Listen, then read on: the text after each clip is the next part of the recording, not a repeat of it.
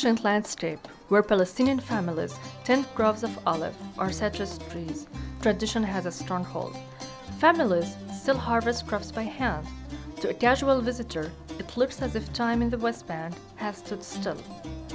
Around the village of Qaffin, near Tulkarem, the Israeli security barrier hems Palestinian villagers in on the east, while the road on the other side of the village is reserved for 500 Israeli settlers who live nearby and the soldiers who protect them.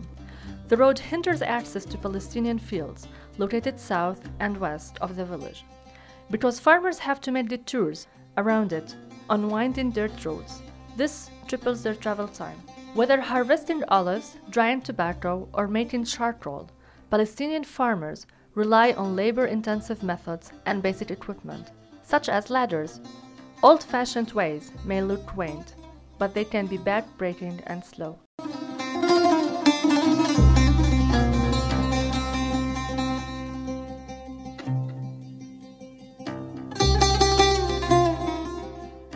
Just as outmoded is the water pump that 100 farmers and their families used to rely on as the only source for irrigation. After 44 years of hard use, the old diesel-powered pump at the Qaffin well house needed more than an overhaul. Recently, it had to be completely replaced. Corroded old pipes alternately leaked or got blocked. The rusty equipment had been repaired many times over the years, but it was only ever able to provide water for barely 6 hours per day, not nearly enough to irrigate all the farmers' land. Frequently, the pump broke down. When that happened, struggling farmers had to pay dearly for water to be trucked into the village, if these arrangements could be made.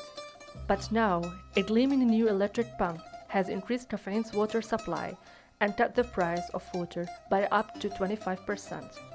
Harvests are bigger and better, so farmers earn more for their families. Abdulatif Salman Hamad, age 73, can manage this pump with the flick of a switch, and it supplies surrounding fields with plenty of water.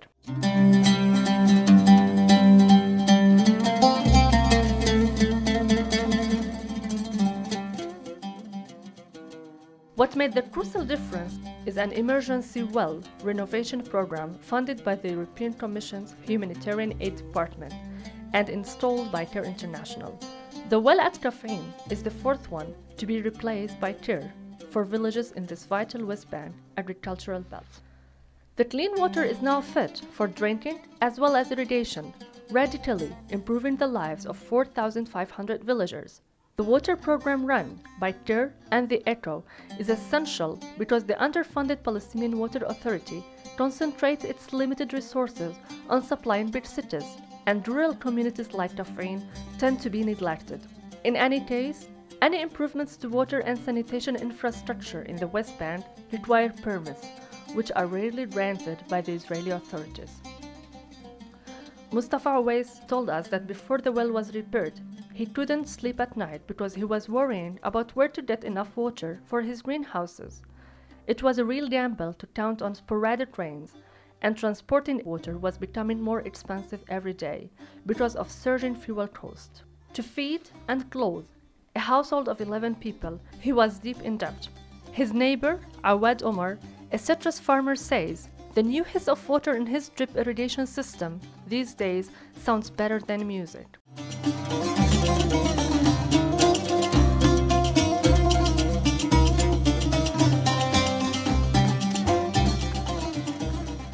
Other challenges persist. For example, farmers used to sell their fruit and vegetables at the wholesale markets in Nablus or Bita, a small town to the north. But since the year 2000, checkpoints close to the village have slowed movement in and out of it to such an extent that farmers can't always reach their markets in good time. The checkpoints are there to protect two Israeli settlements called Mevo Dotan and Hermish.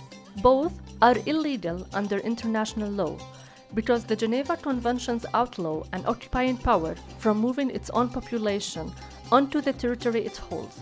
The checkpoints mean that Qaffin farmers often end up selling their produce for less money in Tulkarem and Qabatia.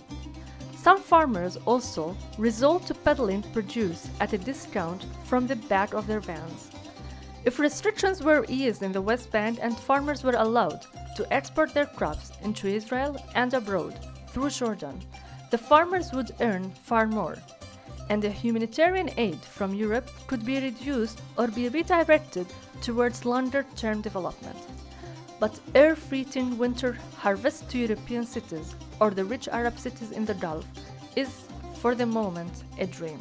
By modernizing wells in the West Bank, this European Commission-funded project provides rural Palestinians with more water and the means to boost their income in a modest way. This is one way for the next generation of Palestinians to get on the road to a more prosperous future.